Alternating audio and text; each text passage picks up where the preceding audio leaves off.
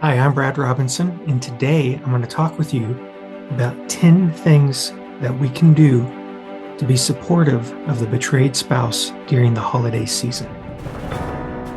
As you may already know, navigating the holidays after infidelity can be one of the most emotionally charged and vulnerable times for couples. That is especially true for the betrayed spouse. Holidays are often packed with emotional triggers like memories, traditions, family dynamics, social obligations.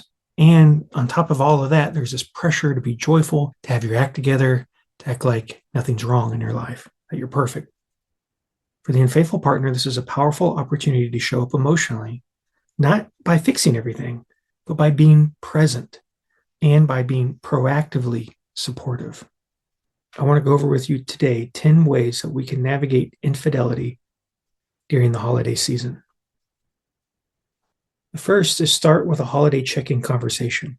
This is something that you want to do before the season starts or before you go to Thanksgiving at a family member's house or before you welcome guests.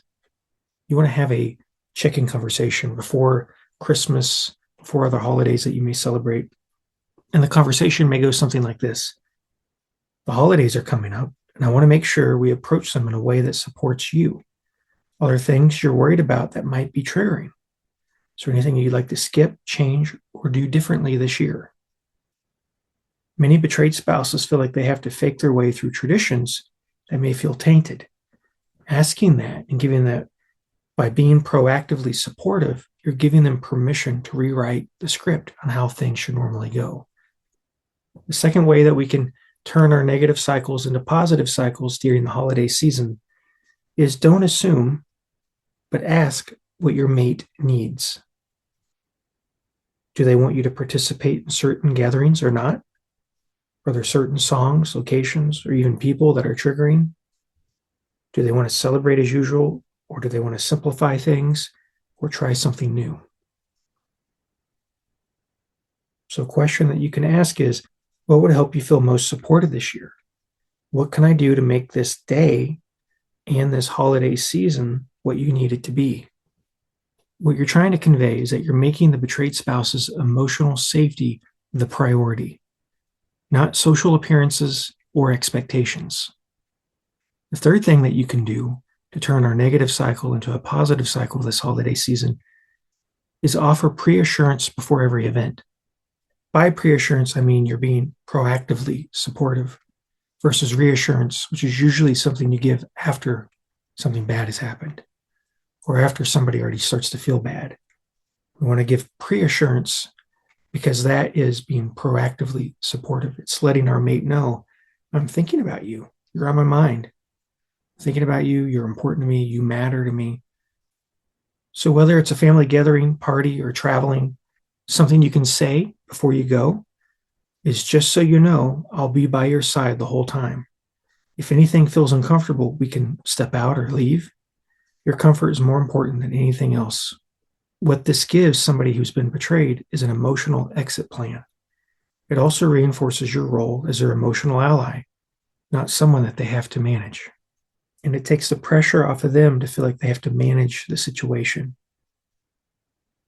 The fourth thing you can do during the holiday season to turn your negative cycle into a positive cycle is to keep communication open, but not force communication.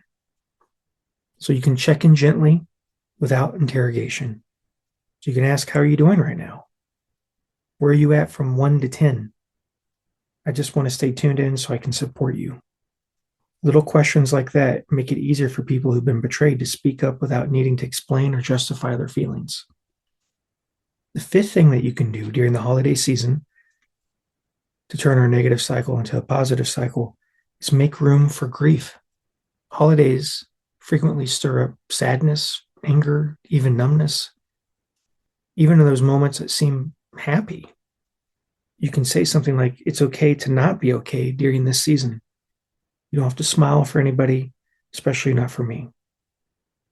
You can normalize the messiness by comments like that, validate their feelings, validate what they're going through, the triggers, the pain, the sadness, even the numbness, the confusion. Because people who've been betrayed, they may not even know if we're going to have Christmas next year, Thanksgiving next year as a family, other holidays that we may celebrate as a family. Are we going to celebrate those? Are we going to have those? And the more supportive we can be, available we can be, sensitive we can be, the easier it is to turn this into a positive cycle instead of a negative cycle. The sixth thing we can do to turn this into a positive cycle instead of a negative cycle is to ask something like this: is there something meaningful we can start this year just for us? Why creating new traditions together matters is that creating new rituals helps rewrite painful associations, and it helps the betrayed partner feel more empowered to co-create the future. The seventh way to turn our negative cycle into a positive cycle this holiday season is to stay transparent.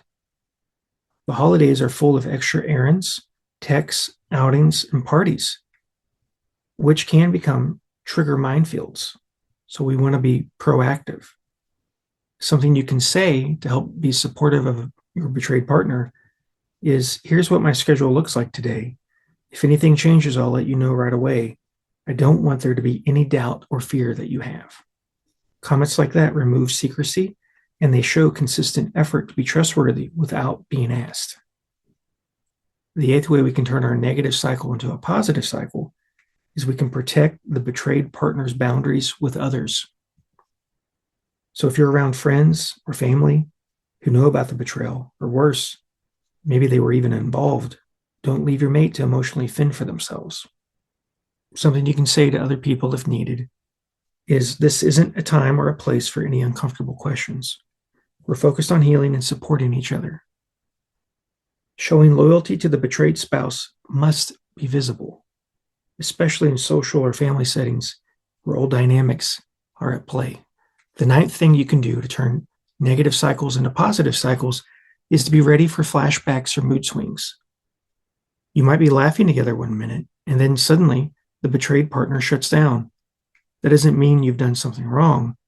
It might just mean a memory got triggered. Something you can say is, you don't have to explain. I'm here with you. Take the time you need. When you've been unfaithful, if you can be a calm presence in those moments, it helps your mate regulate their nervous system. You're showing that they don't have to be afraid. You're showing that you're not afraid of their pain. The 10th thing you can do to turn your negative cycle into a positive cycle this holiday season is end each day with reassurance. Even a 30-second moment before bed can rebuild connection.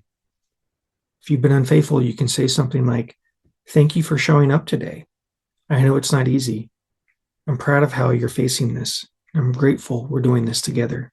Statements like that help end the day with safety and validation, which are critical for a betrayed partner who may still fall asleep replaying old memories, may not even be sleeping all through the night, may be triggered easily by all kinds of things. So statements like that let them know you're there for them, that you're still there and you want to be there.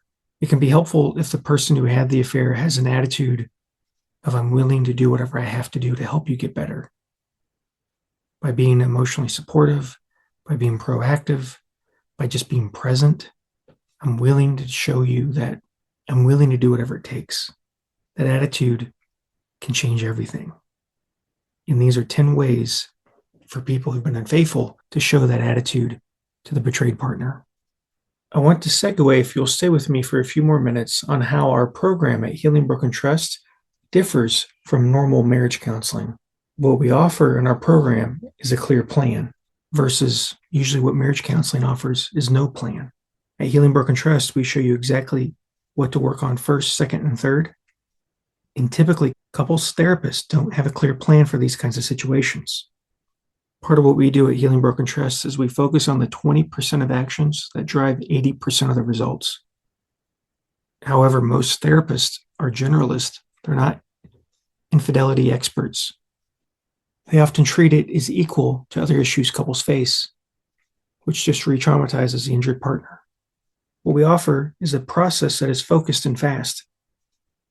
Many couples say they made more progress with us in a few days than in months or even years of couples therapy. What often happens in counseling is that weekly long-hour sessions with no clear structure often means couples just vent without fixing the real problems.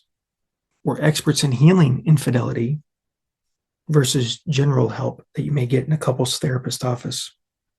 Unfortunately, many couples therapists just treat betrayal like a normal marriage problem, but it's not.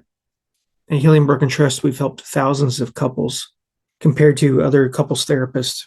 And normally, what they try to do to help people work through it is they move them into a process of false forgiveness, where they force the betrayed to forgive before they're ready, without any accountability from the person who broke trust. We're helping the person who broke trust become a healer that their marriage needs. And at Healing Broken Trust, we look at ourselves as the teacher, with other couples therapists being the student. We have taught therapists how to heal couples after betrayal. They come to us to learn how to do this. So why not learn from the person who trains the people that you would go to for help, especially when your marriage is on the line? If you were dealing with a deadly form of cancer, you would want the best help you could get for yourself or your family member. Your children and your family deserve the best help you can give them. That's what we offer at Healing Broken Trust. I'll see you guys next time. Thank you.